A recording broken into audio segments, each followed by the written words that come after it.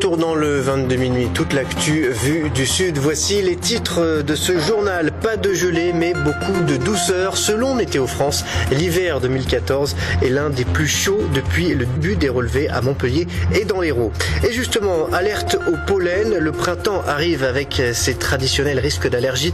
La région PACA a été placée en zone rouge au pollen de cyprès. Et puis une tradition ancestrale à coups de jet de purin, la cournonterale en ce mercredi décembre, les paillasses font la chasse au blanc.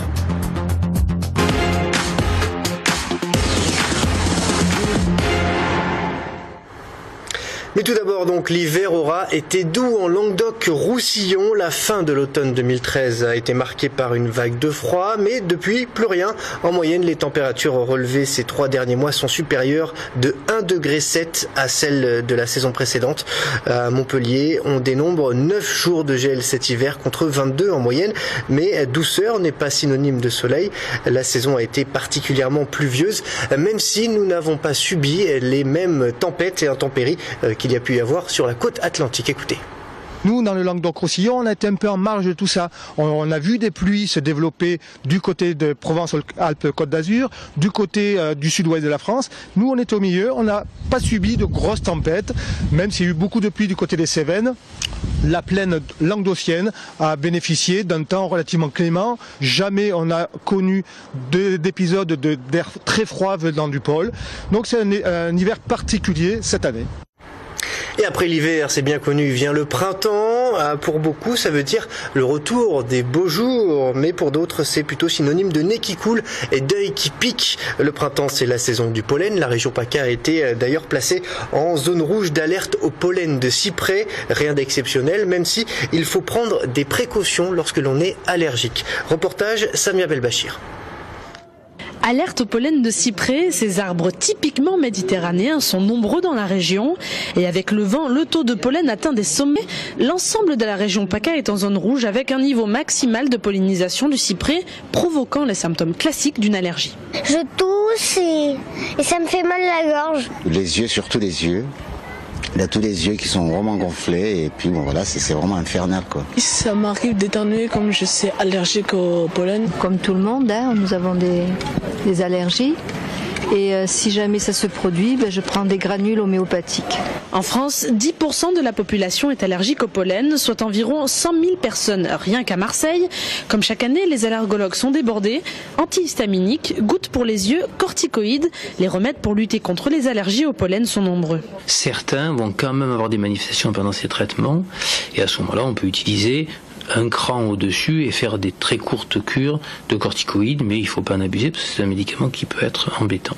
Si vous êtes allergique par exemple essentiellement au cyprès et à rien d'autre, on peut tout à fait envisager une immunothérapie spécifique, c'est-à-dire que ce sont des gouttes que vous allez prendre sous la langue pendant un peu avant la période de pollinisation, pendant toute la période, que vous allez prendre pendant 5 ans pour essayer de modifier votre réponse à l'allergène et avoir moins de symptômes et prendre moins de médicaments.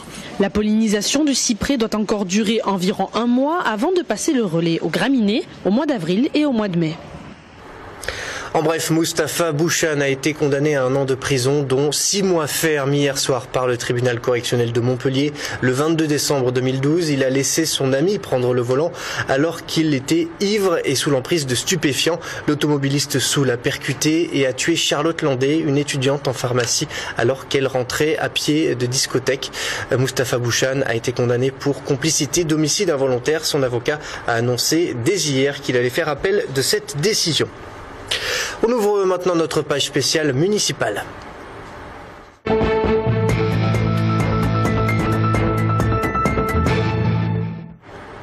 Et on commence tout d'abord avec un sondage à Marseille de l'Institut CSA pour BFM TV, Orange et Le Figaro. Selon cette enquête d'opinion, la ministre Marie-Arlette Carlotti serait nettement devancée au premier tour par Bruno Gilles dans le 3e secteur de Marseille. Mais au second tour, elle l'emporterait avec 1 point d'avance en cas de triangulaire. Le 3e secteur est l'un de ceux qui pourraient basculer. Les résultats s'annoncent donc particulièrement serrés. Et de son côté, Jean-Claude Gaudin a présenté ses grands projets pour rendre Marseille attractive sur le littoral. 3 axes principaux. Tout d'abord, construire une promenade des passerelles sur le Vieux-Port à l'endroit même où il y avait avant le transborder. Le sénateur maire UMP, candidat à sa propre succession, prévoit aussi l'implantation d'un futuroscope de la mer près du Mucem. Enfin, Jean-Claude Gaudin relance aussi l'idée d'une arena, une salle de 15 000 places pour les grands événements dans le quartier Euro-Méditerranée. Autre grand projet à Montpellier, cette fois un arbre blanc de 16 étages. C'est ce que Su Fujimoto a imaginé pour la Folie Richter. Le bâtiment s'élèvera en bordure du Lez. Le projet poétique de l'architecte japonais l'a emporté face à 2 autres projets. Comme les 11 autres folies montpelliéraines, la Folie Richter est destinée à refléter l'architecture du XXIe siècle. On a voulu un design avec beaucoup de terrasses pour qu'un maximum de personnes puissent profiter de la vie extérieure.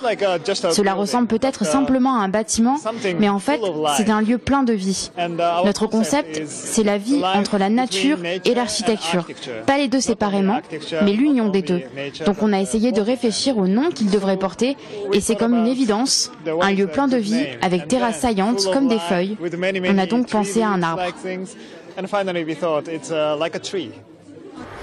Autre titre ce soir avec les travaux sur la seule plage du centre-ville, c'est la plage des Catalans.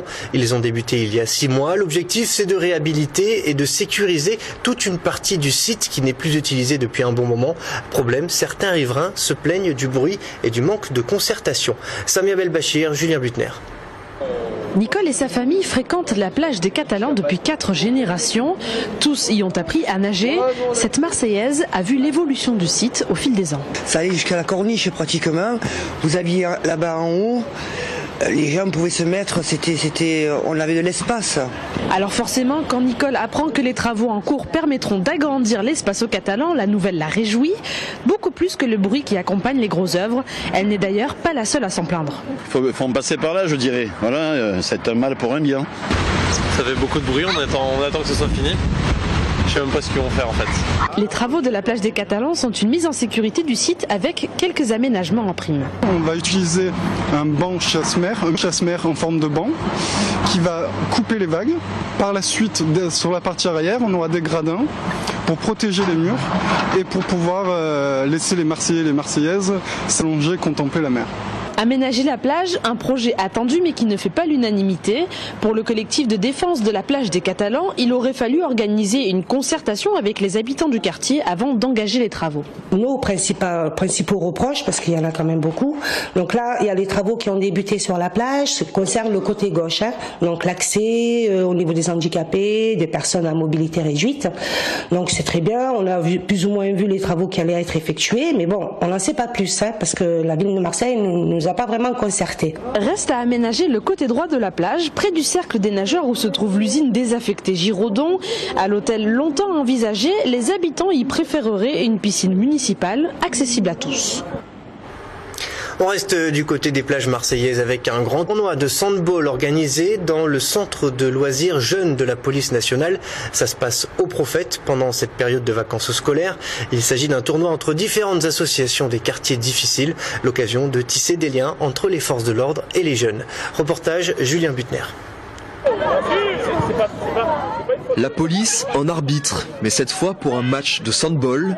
Une douzaine d'associations ont participé aujourd'hui à un tournoi organisé par le CLJ, le Centre Loisirs Jeunes de la Police Nationale.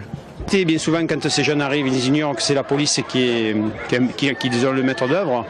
Mais au bout de quelques minutes, ça se passe très très bien. Ils découvrent la police d'une autre façon. Et ils voient que la police, c'est pas uniquement de la répression, c'est pas uniquement du mauvais.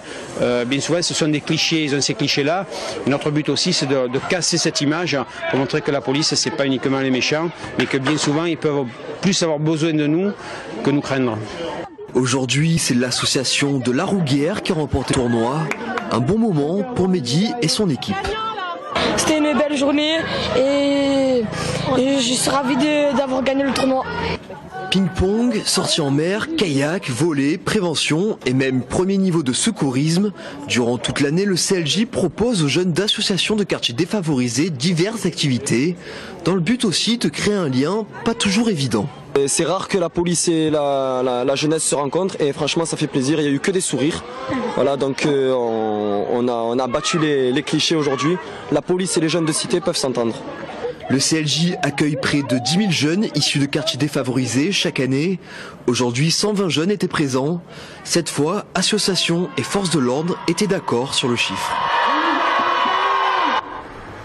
Que faut-il retenir dans le reste de l'actualité? On voit ça avec ce résumé préparé par Sarah Lantuéjoul.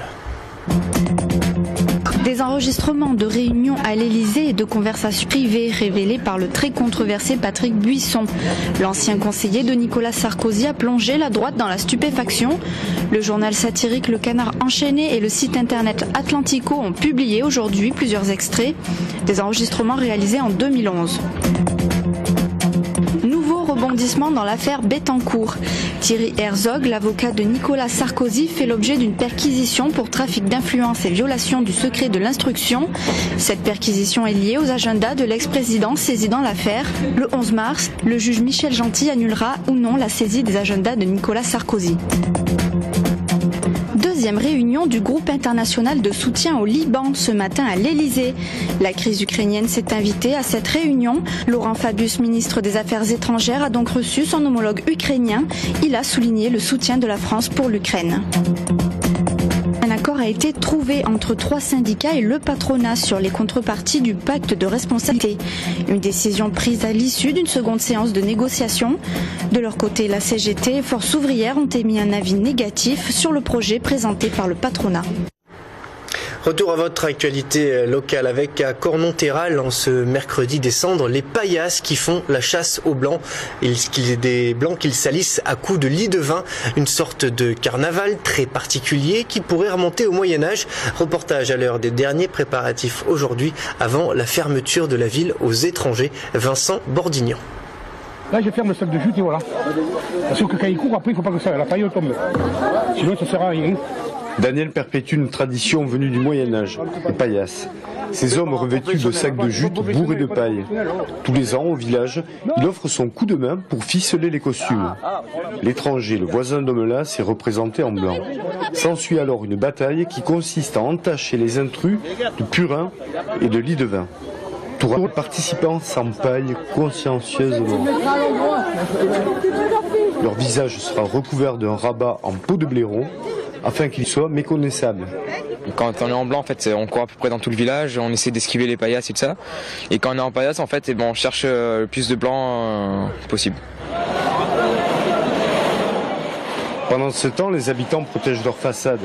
Ils déroulent de grandes bâches partout, dans chaque ruelle, depuis les balcons jusqu'au sol, pour se prémunir des projectiles d'immondices. Il y avait beaucoup de cochonneries qui traînaient. On sortait de temps en temps quelques chats morts, quelques rats morts, mais c'était une tradition qui se faisait que à l'intérieur du village. On n'était que des gens du village, donc c'était bien supporté. L'origine, c'était le fait de défendre et d'effrayer les gens du village voisin qui venaient couper du bois dans d'autres communes. Donc, si vous voulez, c'était un petit peu une vengeance. Et c'est pour ça qu'on l'a perpétué. Et malgré toutes ces précautions, les habitants et des pompiers mettront 3 jours à nettoyer. Plus que quelques instants avant la bataille lancée à 15 h, des images que vous ne verrez pas, puisque le bourg est fermé à tout étranger.